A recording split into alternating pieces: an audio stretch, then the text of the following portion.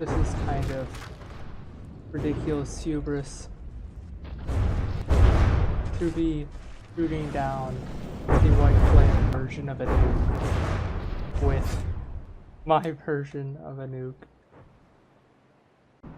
Hello, it's Trekker Joe, and I have designed a new submarine that is already taking out the enemy. Well then, that's that. As you can tell, it's a thwart missile system,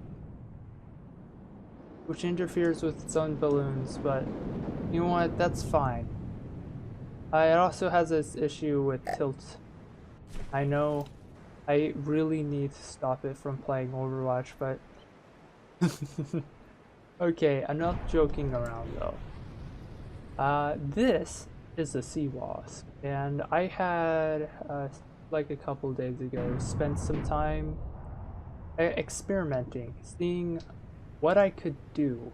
Also, let me adjust my mic here for a second. That should be better. Basically it's pretty much a DSV.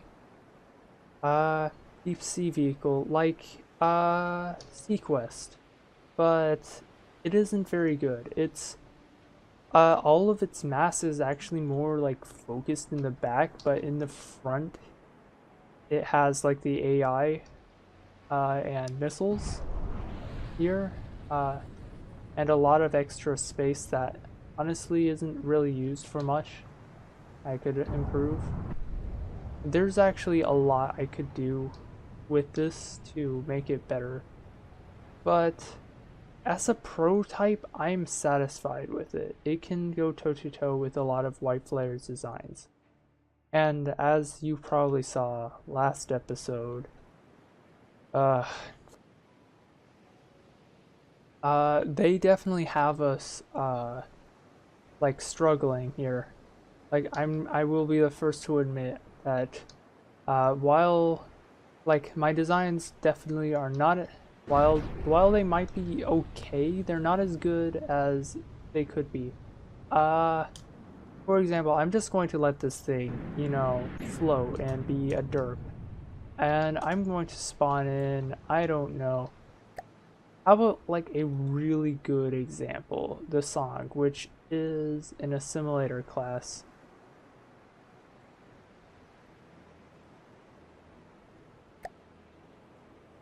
There are like this thing. Well, for one thing, it's ugly, but that's not what I'm here to focus on. This thing, while it has a dangerous armament, like it has significant issues with Britpop, and it's overall really vulnerable because it's barely shielded, just so that it can have a defense matrix, which I really don't need it to be even like a quarter as powerful as it is right now, because it's there to stop missiles, and the White Flayers don't fire shells like as big as the Onyx Watch. Against the Onyx Watch, this kind of design would be strong, but against anything else, it's really weak.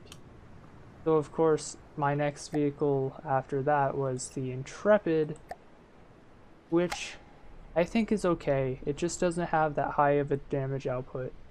Honestly, what I need is something that combines the tankiness of this Intrepid with the firepower of this song, and just make the new song from that. So we have our base block here, and the way I've started designing my ships ever since the Forerunners is that I would prefab everything. And in this specific case, I don't want lightweight alloy. In fact, I never use lightweight alloy. Interestingly enough, I've only ever used it in a submarine. But what I need are engines. The first thing I'm placing down are going to be, I'm going to have 2 of them, and this is going to be a single wall.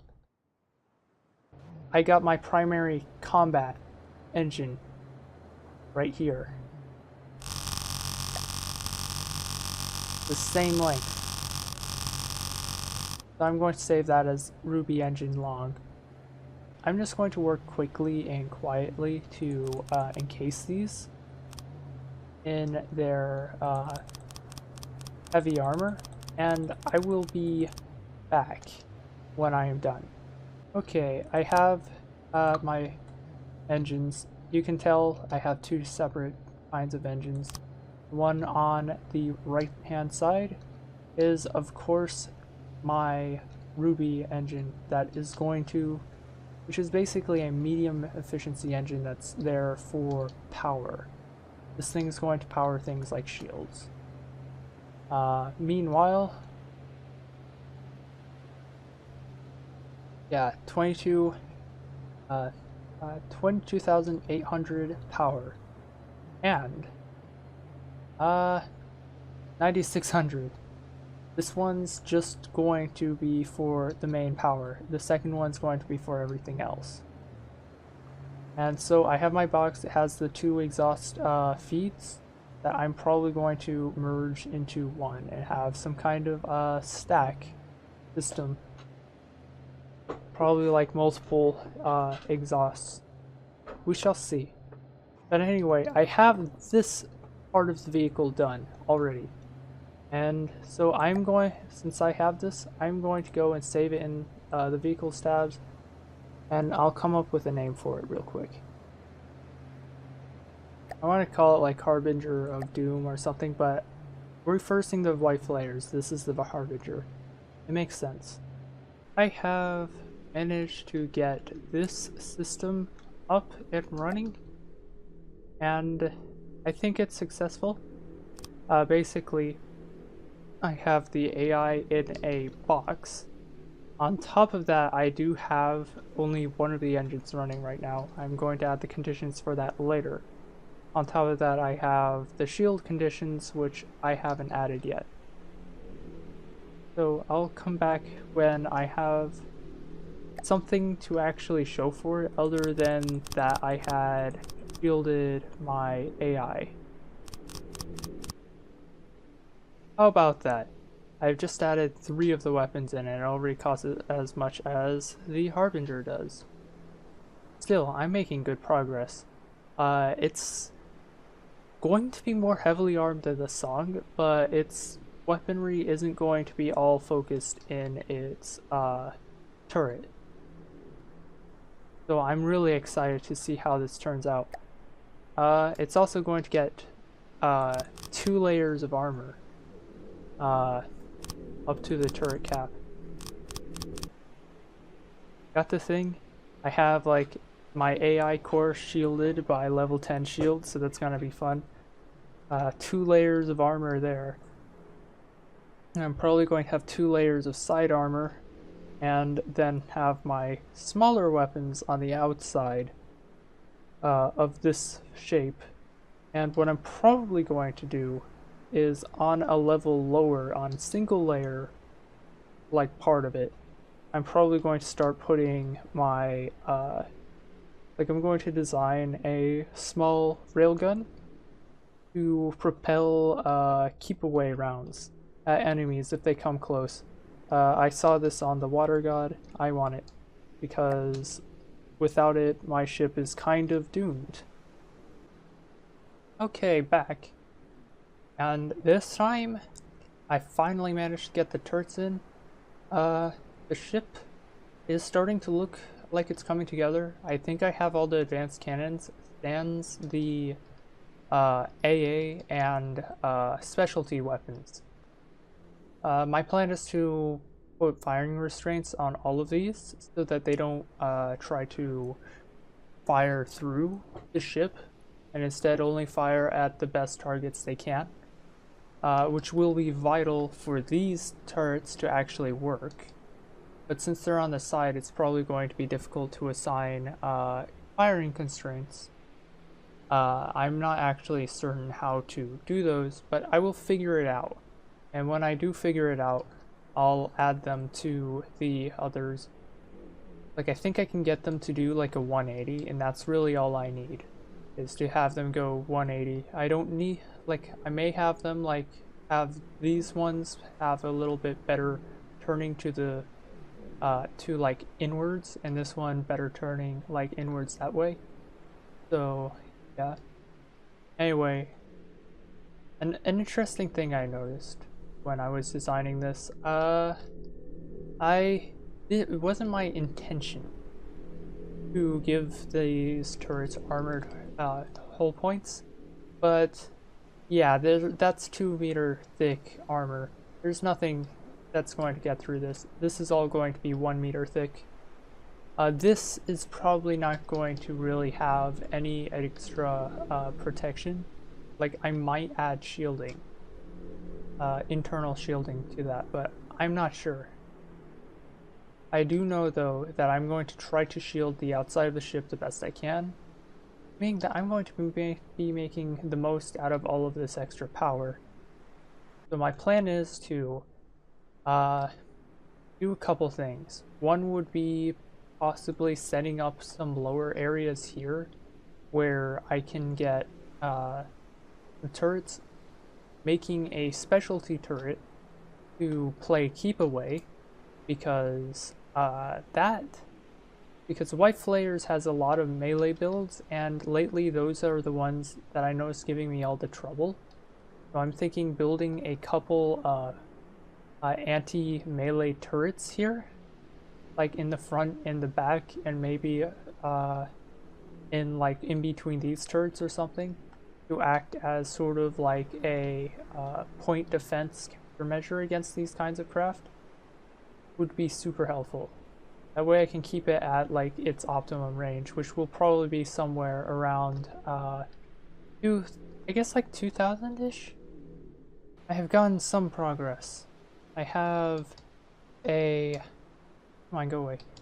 I have my turrets. They're actually smaller than Domadoc's turrets, which I find to be a bit of a surprise, but I don't know if that will mean they're any less effective or not. If they are, then I'll just place more of them because they have a smaller form factor. And honestly, I could probably place these. I could place these pretty much anywhere, and they'd be fine. I do have this. This is going to be the actual offensive missile system for like general use, and this is basically a blueprint spawner that will spawn phase nukes. If I can press the test button.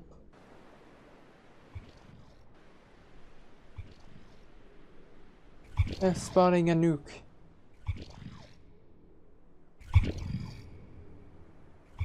And it's nose up.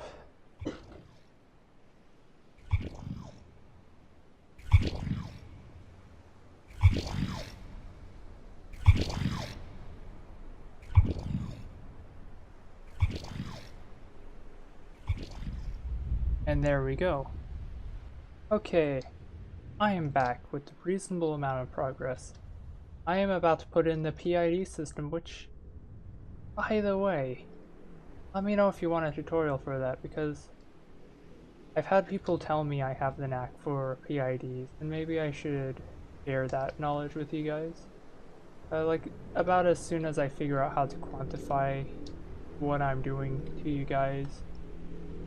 But I mean, just let me know. If you want that, like, sooner rather than later, then that's great. I'll gladly make it for you.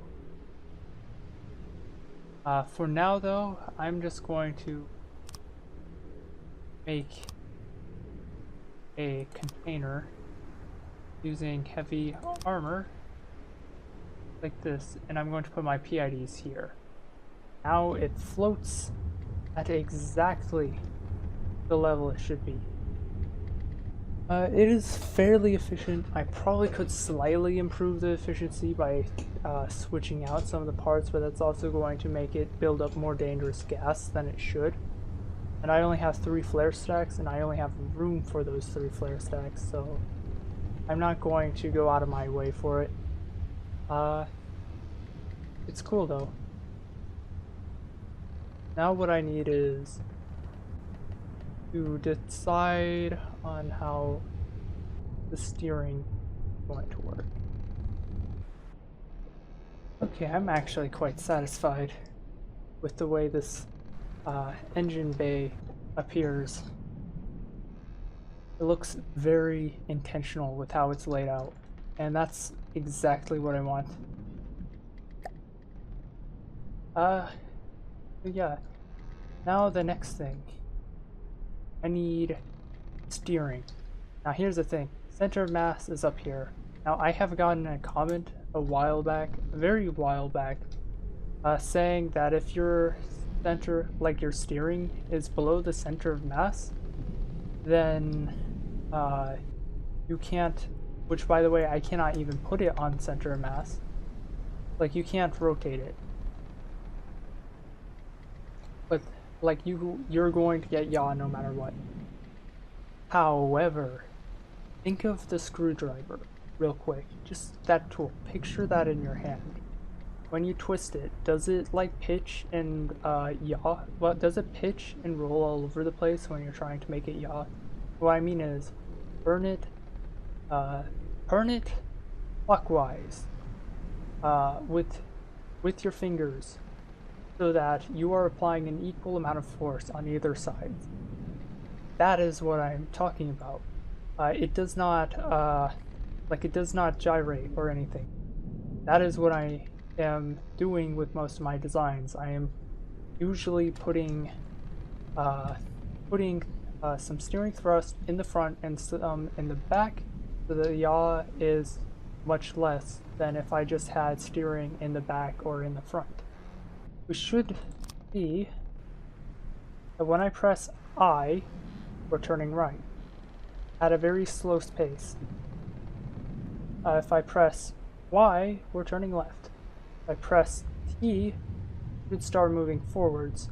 I don't know what speed it's going to go at because it is a very hulking monster. And it is not that bad, actually. It could be a lot worse. And in fact, it probably is really abysmal.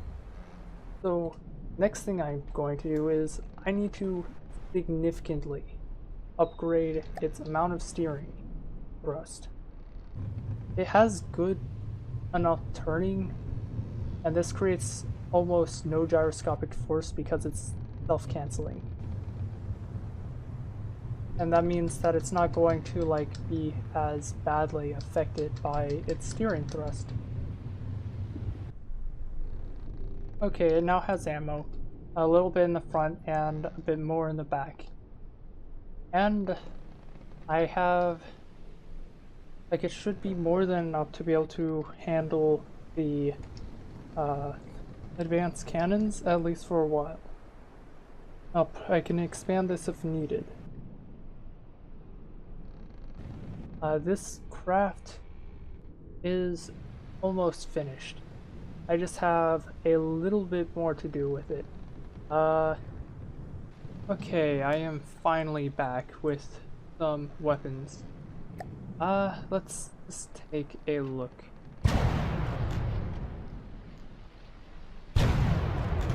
That looks good. How about these side turrets? Ones on the right seem okay. How about the ones on the left?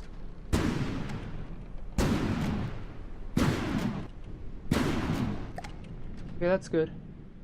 And my keep away turrets. Yeah.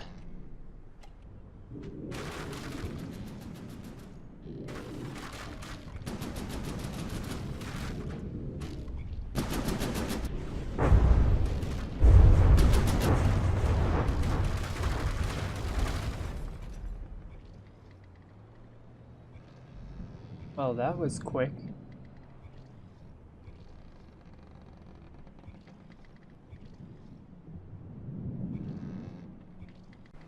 There we go. Now has a paint job.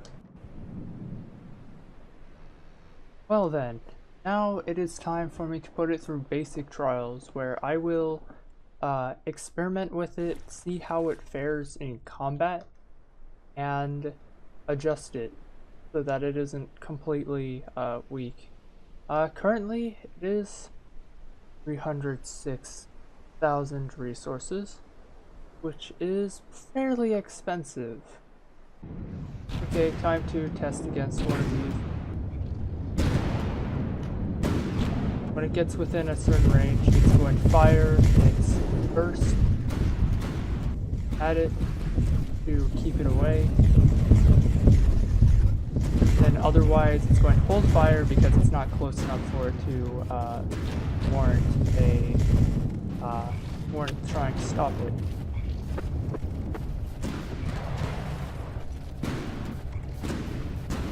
Anyway, nuke going off. Nuke is maybe not fast enough. Oh, it is. It is. But it's going to probably run out of energy and warp out. Like, this is one case where I can't use a nuclear weapon. Anyway, it has fired. It was knocked off course. And then I have this one, slow it down. So now it's taking severe damage.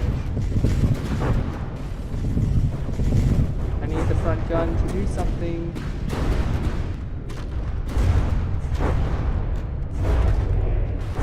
The nuke went off on my own vessel. Now suddenly there are no defenses. That's... I guess that's... Against melee builds, the nuke's not as good, it seems. Although it's not going to stop it from trying to completely rebuild. So I'm going to have to figure out a way to improve these cannons. Because I really don't know how, to be honest. Okay.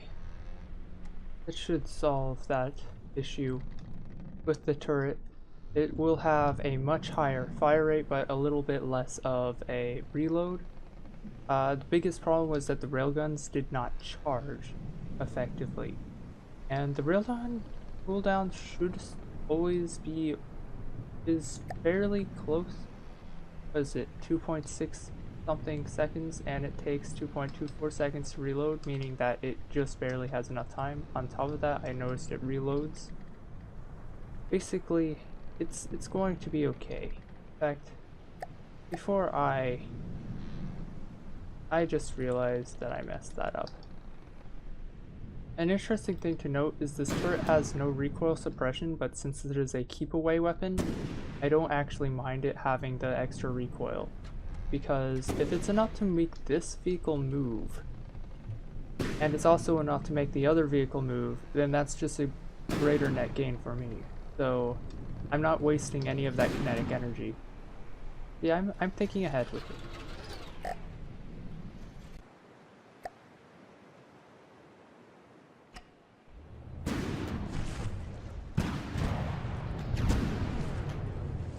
Rising from the depths. Okay.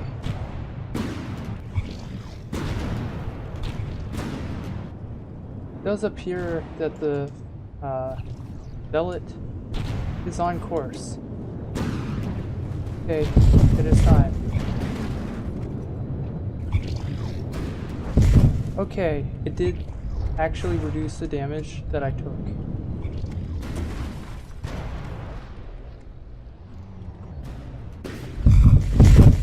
That's actually a really good sign. It is reducing the damage that I'm taking. Ah, missed.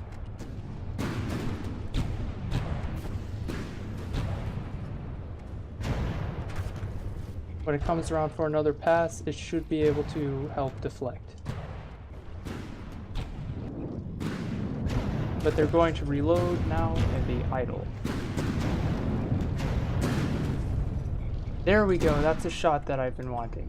One that knocks it out of the water, forces it off course. And my anti-air lasers are taking control of it.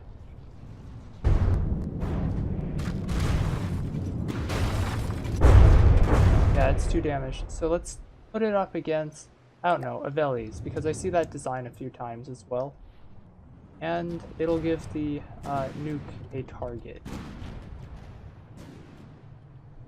And this, since the nuke is actually approaching it, it'll be able to intercept the target easily. Okay, come on, get ready to intercept.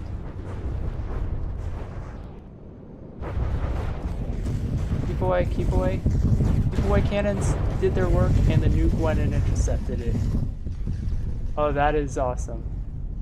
Okay, time for the final combat test, but first, I may as well mention, over the course of this video, I have actually noticed that my mic cuts me off a bit, so I changed my noise filter, so hopefully you heard the H there. If you didn't, then I'm going to need more adjusting. But yeah, anyway, there's another thing that bears mentioning, but I don't feel the need to really worry about that right now. What we need to do is fight this Retaliator, and when it comes out, I will explain it and pause the game and show it to you.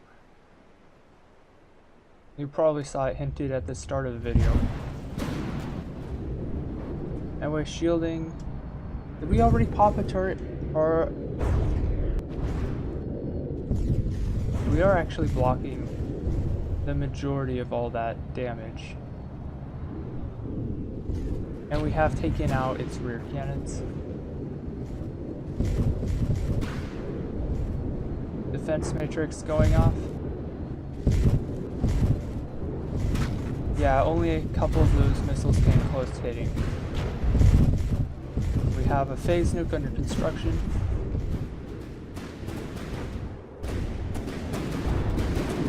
Yeah, the Retaliator has taken heavy damage.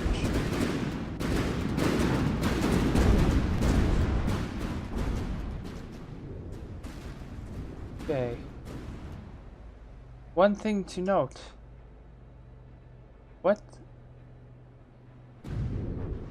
Okay, I had done a slight upgrade to the nuke to increase its top speed. I was noticing against the melee builds and the particularly fast White Flare designs, this thing could not catch up. So what I did was I significantly increased its thruster package and increased the amount of battery storage it had to compensate. It drains power like crazy, but it doesn't completely, but it's more effective. It takes less time to get to its target, and it is more able to catch up to fast targets, which is the entire point. This thing is can't be sitting around and warping and draining the batteries out of the Harbinger. Let's just continue and watch this nuke go off. An improved nuke went off. It was a glancing blow, so it may have done next to nothing there. That is one thing about these things, is that they're not perfectly consistent. They just deal tons of damage when they really connect. But yeah. But this is the fight that has had given me so much trouble in the campaign so far. I don't know if I even showed it on camera. To be honest.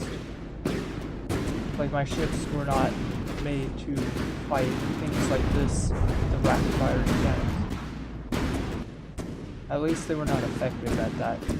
So I built this along with the Intrepid, which needs a slight upgrade. There we go. That is a huge, huge gaping hole.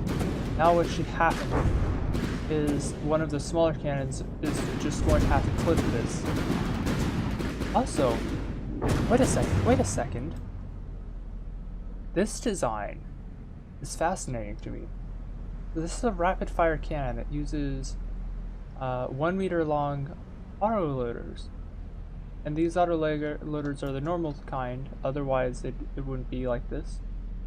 Has what appears to be a couple belt feds in there as well. So these must be like backups. And then it has all this cooling and recoil suppression in like the turret itself. I have never seen a design like this, so I may just decide to try something out like that. That is cool. Come on, land. All it needs to do is land one good hit.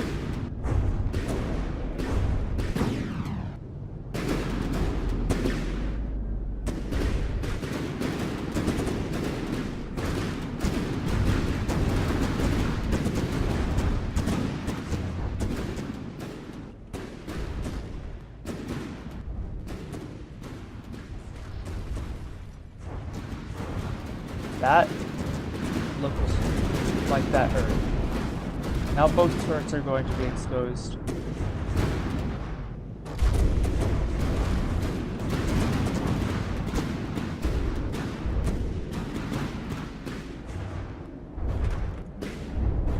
Dealing significant damage so far. They've been practically disarmed, but it's not targeting the weapons, which is the biggest thing. Let's look at things from inside. Yeah, it is taking very severe amounts of damage, but since the AI thwart itself is shielded, it's not quite dead. I say as it dies, right there.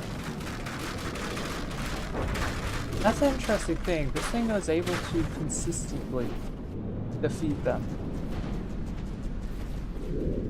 But now it seems like that isn't the case. Okay, what I found out was that these were on level 4 instead of level 10, so I have fixed that. Hopefully that makes this a little bit more survivable. I also decided to give it a metal wall.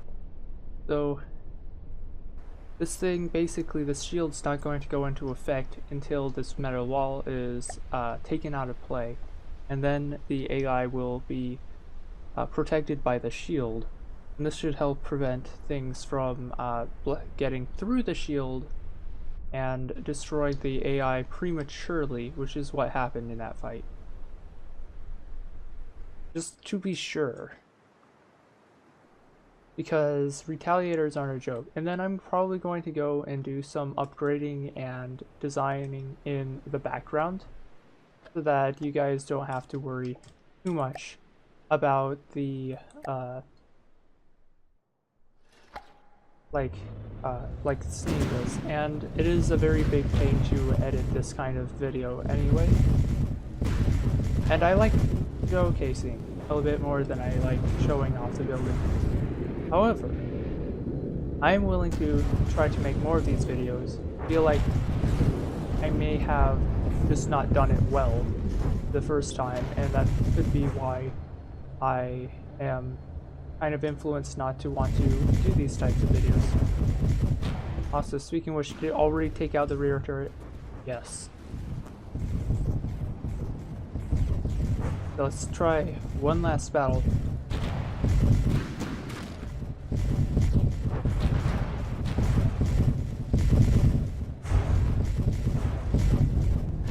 It does appear that we have our sensor systems. It is landing mostly in the rear where we have these surge protectors.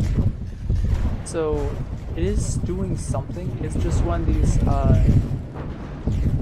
when we lose the surge protectors, suddenly we have no protection. It does appear we are stopping the missiles though. I think it's cool that they turn into torpedoes. They're like hybrid missiles.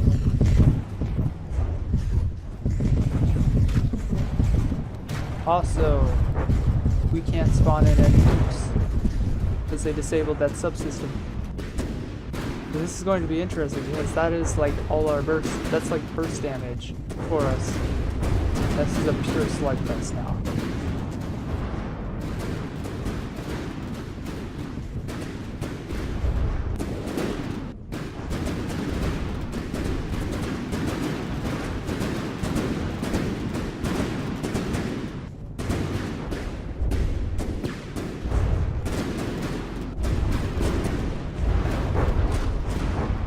does sound like we're dealing significant amounts of damage. We're trying to take out their missiles.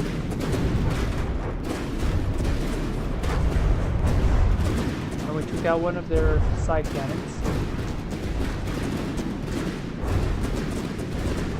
This is one thing I can't help but notice though. Why is the rear of this ship so attractive? And don't take that out of context. It seems to only want to shoot that. Anyway, engines are actually severely damaged. Well, the cooling is anyway. Might be shooting that because of the heat signatures coming from the engines.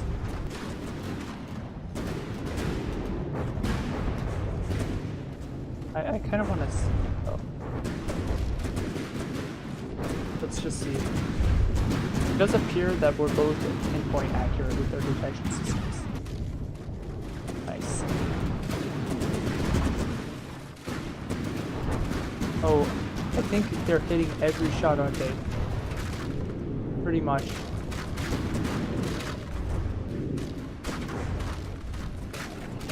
We've taken severe propulsion damage, so we're not getting away as easily. But thankfully, these extra shields that I placed are actually making a difference. And we're starting to come about again.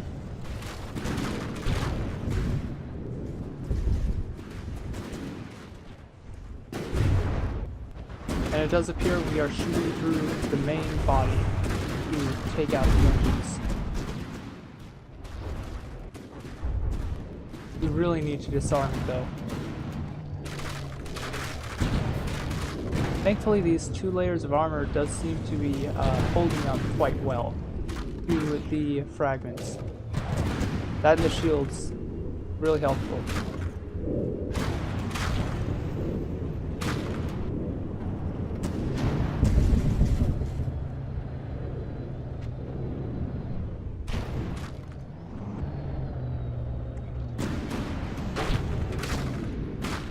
Now we're coming around to the front.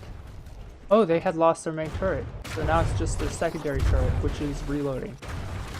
Nice.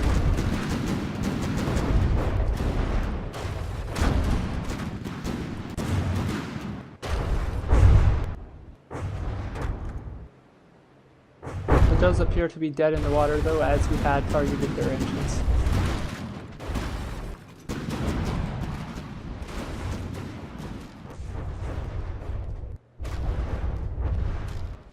Yeah, this is awesome. Let's take a quick look. What's my power looking at? It is recharging the batteries, and its engines are actually maxed out, which tells me that I must have taken some damage.